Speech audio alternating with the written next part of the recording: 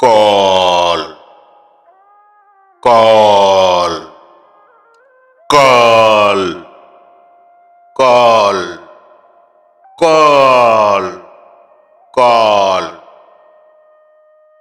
क्यों हो गए ना रोंगटे खड़े?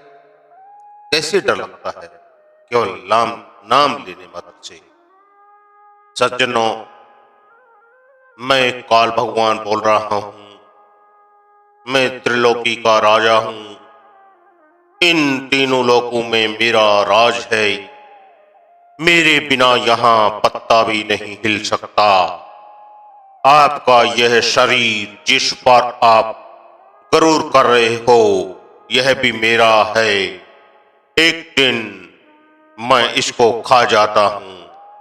बड़े बड़े बलि, योद्धा, राजा, महाराजा, ऋषि, मुनि, वीर, पैगंबर, देवी देवता सब मेरे अधीन हैं।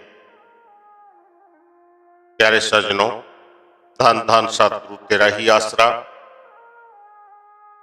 आज हम काल भगवान के बारे में संत महात्माओं एवं परम संत सावन सिंह जी के अनमोल विचारों पर चर्चा करेंगे।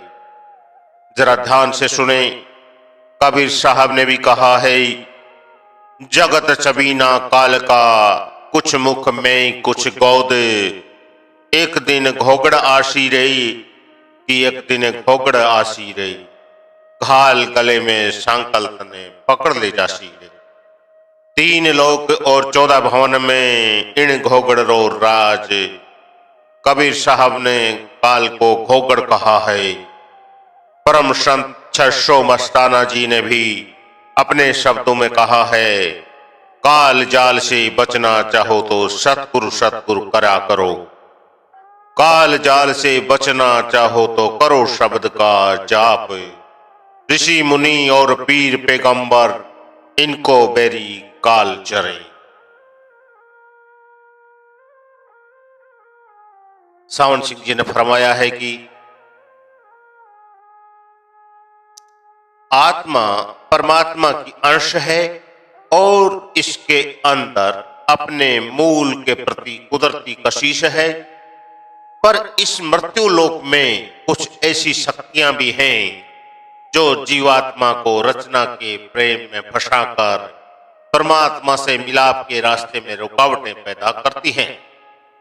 इन शक्तियों को काल, मन और माया का नाम दिया गया है और इस मृत्यु लोक को काल, मन और माया का देश कहा जाता है।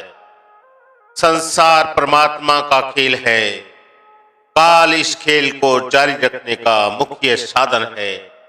परमात्मा का यह गहरा रहस्य केवल पूर्ण संतों ने ही खोला है कि काल, द्वेष, विरोध और विनाश की वह शक्ति है जो परमात्मा की मौज से ही संसार में कार्य कर रही है।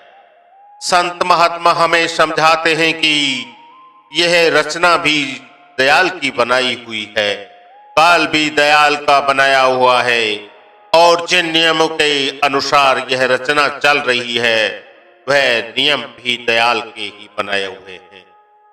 कबीर साहब फरमाते हैं कि कालू अकालू कसम का कीन्हा, इहू पर पंचू बधावनु।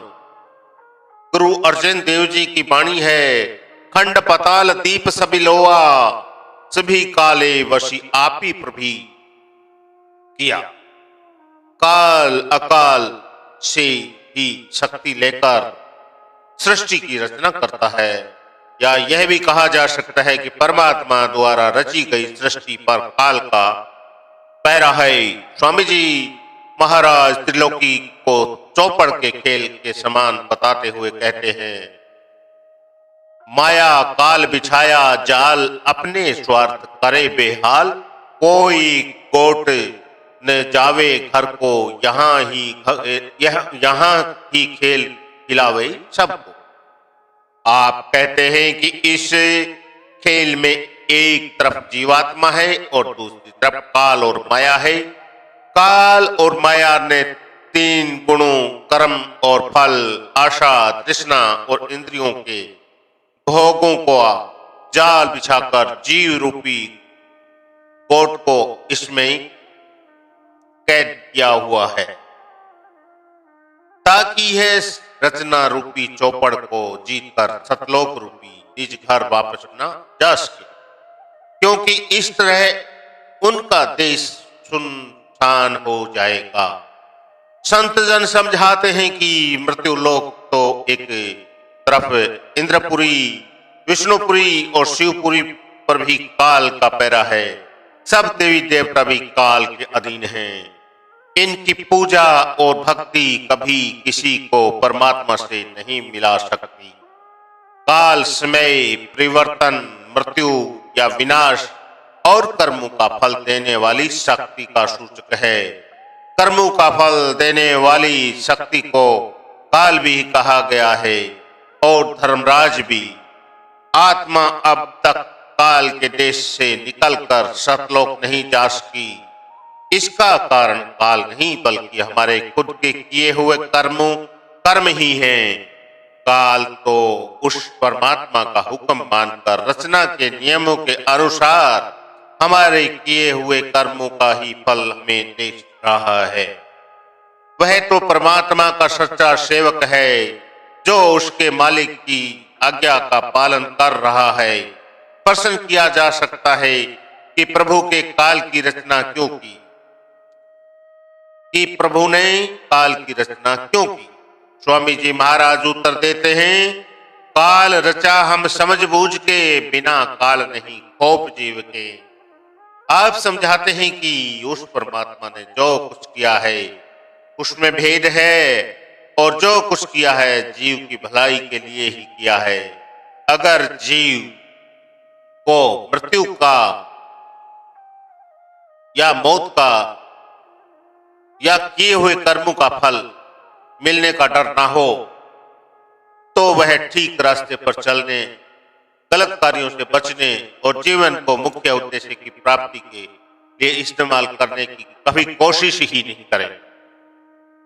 काल ने आत्मा को पैदा कर सकता है और न उसका विनाश कर सकता है। वह केवल आत्मा को शरीर रूपी पिंजरे में कैद करके इस मृत्युलोक में फंसा कर रख सकता है, ताकि आत्मा अपने असली घर यानी सतलोक वापस न जा सके।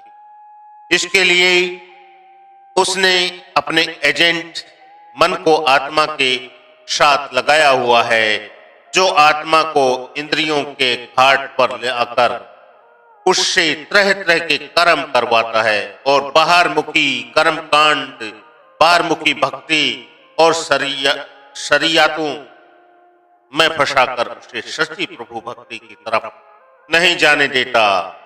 गुरु अमरदास जी भी फरमाते हैं कि धर्मराय ने हुक्म है वही सच्चा धर्मो विचारी, तुझे भाई तस्तु आत्मा ओहु तेरी सरकार। काल का हुक्म सिर्फ उन जीवों पर ही चलता है जो परमात्मा को भुलाकर और रचना के प्रेम में खोकर यहाँ अनेक प्रकार के कर्मों में लगे रहते हैं। गुरु अर्जन देव जी भी कहते हैं कि साध संगी धर्म राय करे सेवा, जो जीव संत सतगुरु की शरण प्राप्त करके नाम की कमाई में लग जाते हैं, वे काल के जाल से सदा के लिए मुक्त हो जाते हैं, बल्कि काल उनका सेवक बन जाता है।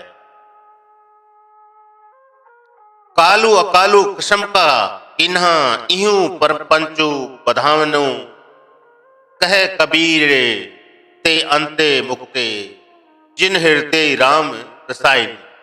धनवंता और निर्धन मनाई था कि कछु न कानी रे, राजा प्रजा श्रम करी मारे ऐसो कालू बड़ानी रे। स्वामी जी महाराज ने भी कहा है, काल रची त्रिलोकी सारी, दयाल रचा सतलोक सम्हारी। तीन लोक काल का थाना, चौथा लोक दयाल अस्थाना। काल लिया सब लोकन घेरी, दयाल पुरुष कोई मर्म न हेरी। काल कला पर चंड दिखाई, जीव चले सब उसकी राही। संतन का कोई भेद न जाना, संत मता रहा गुप्त छिपाना। काल ने तीनों लोकों में अपना जाल बिछाकर जीव को कर्मों के अनुसार 84 लाख जोनियों में सबको कैद कर दिया रखा है। केवल शब्द भेदी संत ही ऐसे हैं जिन्होंने काल को वश में किया है। वह नसीब वाले परमार्थी जीवों को नाम दवाई पिलाकर 84 से मुक्त कर अपने निज धाम पहुंचा सकते हैं। धन धन सतगुरु जी तेरा ही आस।